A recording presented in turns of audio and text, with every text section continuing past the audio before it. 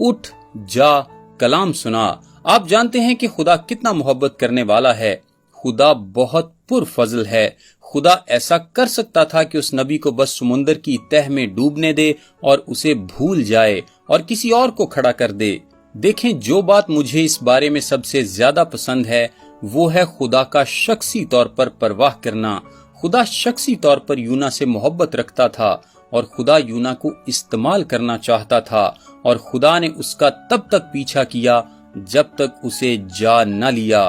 خدا کسی شخص کو اپنی زندگی میں لڑکھڑا جانے کی وجہ سے دھتکار نہیں دیتا۔ سنیے، ہم اپنی زندگی میں نافرمان ہو جاتے ہیں اور خدا ہمیں اور مواقع دیتا ہے، اور میں اس بات کے لیے اس کی ستائش کرتا ہوں۔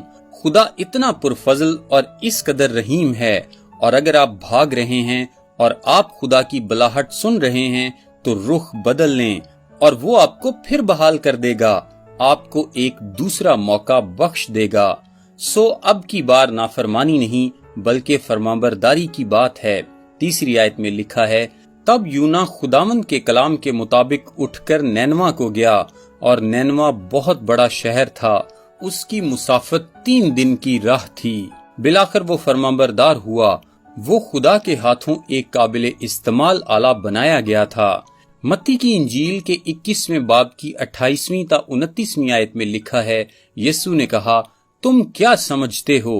ایک آدمی کے 2 بیٹے تھے۔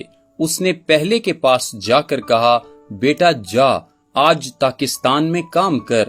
اس نے جواب میں کہا، میں نہیں جاؤں گا، مگر پیچھے پچھتا کر گیا۔ یہ ہے یونا۔ یہ اس اگلے شخص سے بہتر ہے جس نے کہا تھا، میں جاؤں گا، اور گیا نہیں تھا۔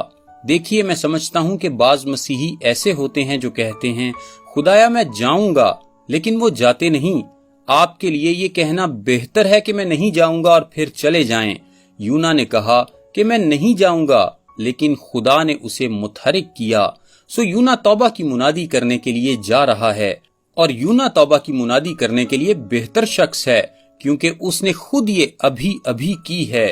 یہ بات اسے کافی شخصی معاملہ بنا دیتی ہے۔ خدا برائی میں سے بھلائی پیدا کر سکتا ہے۔ خدا گنہگار حالت میں سے راست بازی کو پیدا کر سکتا ہے۔ خدا جب سزا کے لیے آتا ہے تو اگر کوئی شخص توبہ کر لے، عدالت ہٹا دی جاتی ہے۔ یہی بات ہے جو یونا کے واقعے سے ثابت ہوتی ہے۔ اور یوں یونا نینوا کو جاتا ہے اور کہتا ہے کہ تم بدکار لوگ ہو، اگر تم توبہ نہیں کرو گے تمہیں سزا دی جائے گی۔ اور اس کے ساتھ ساتھ اس نے انہیں اپنی شخصی گواہی دی ہوگی کہ میں تمہیں اس وقت کے بارے میں بتاتا ہوں جب مجھے بھی ایسا کرنا پڑا تھا۔ میں فلاں جہاز پر تھا اور تمہیں یقین نہیں آئے گا کہ کیا کچھ ہوا تھا۔ اور اس نے سارے کا سارا واقعہ بتایا ہوگا اور اس نے انہیں پورا سنایا ہوگا۔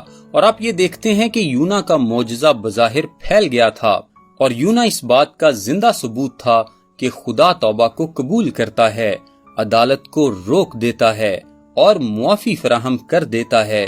کیا یہی دنیا کے لیے پیغام نہیں ہے؟ کیا ہمارا پیغام انسانوں کے لیے یہ اعلان کرنا نہیں ہے کہ اگر وہ گناہ میں رہیں گے تو وہ خدا کے بغیر مر جائیں گے اور جہنم میں جائیں گے، لیکن اگر وہ توبہ کر لیتے ہیں تو خدا انہیں معاف کر دے گا؟ یہ